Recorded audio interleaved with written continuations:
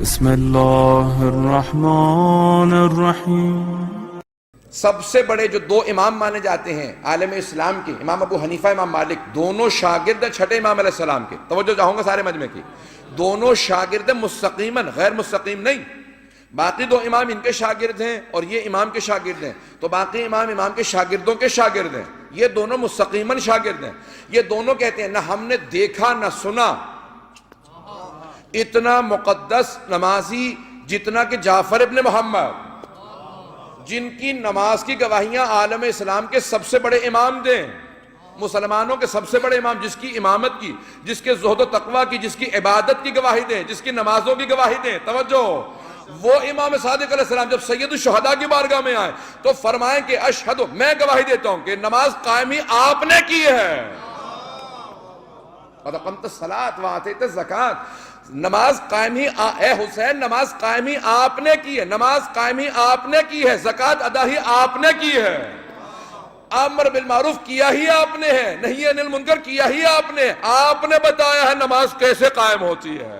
عزیزان گرامی، تیروں کے سائے میں نماز پڑھ کے حسین نے بتایا نماز ایسے قائم کی جاتی ہے۔ اگر میں پہنچا پاؤں کہ جناب سید الشہداء فرماتے ہیں، کہا کہ مولا نماز کیسے پڑھیں؟ کہا اس طرح سے نماز کو قائم کرنا جیسے تم خدا کو دیکھ رہے ہو۔ دیکھ رہے ہو سے مراد یہ مادی لحاظ سے نہیں، اللہ جسم نہیں ہے، مرئی نہیں ہے، اللہ نظر نہیں آتا، یعنی ایمان کی آنکھوں سے دیکھ رہے ہو، مشاہدہ کر رہے ہو، شہود کی منزل پہ ہو کہ ہاں لقاء پروردگار ہے۔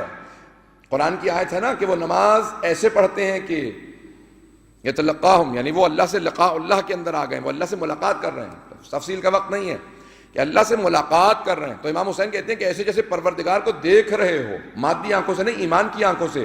کہا مولا ایسا ہمارے لیے ممکن نہیں ہے، تو کہا کم از کم اتنا تو تصور کر سکتے ہو کہ خدا تمہیں دیکھ رہا ہے۔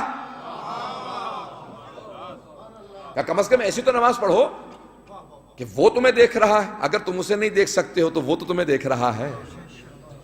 کہ اپنے ایمان کو اتنا بلند کر دو کہ محسوس ہو کہ خدا کی بارگاہ میں ملاقات کے لیے آئے ہو۔ اب سوچئے کہ امام حسین علیہ السلام کی نماز کیسی نماز ہوگی۔ اللہ اکبر۔ دشمن دیکھ کے یہ کہہ رہے تھے کہ حسین کی نماز ایسی نماز تھی کہ دیکھ کے محسوس ہوتا تھا نماز یہی پڑھ رہا ہے۔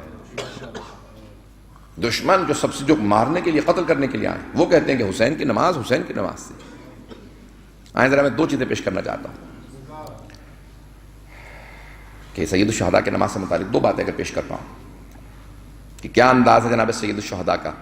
جب سب کے سب میدان عرفات میں جمع ہو گئے تھے، صحابہ رسول تھے، تابعین تھے، اب سب اپنے طور پہ سوچ رہے ہیں کہ ہم سب حاجی ہیں، عبادت کرنے آئے ہیں، حج کرنے آئے ہیں، ہمارے سے بڑا کوئی دنیا میں عبادت گزار نہیں ہے۔